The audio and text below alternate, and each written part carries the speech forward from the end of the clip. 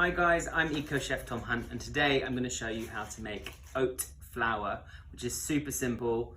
I'm a great fan of QuakerOats. I've always cooked with them since I was a kid, and I have just found they have 100% whole grain, which is totally awesome.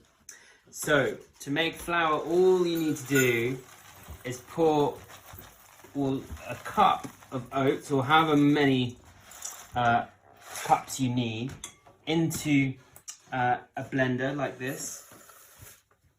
Pop the lid on and then literally blend it for 10 seconds.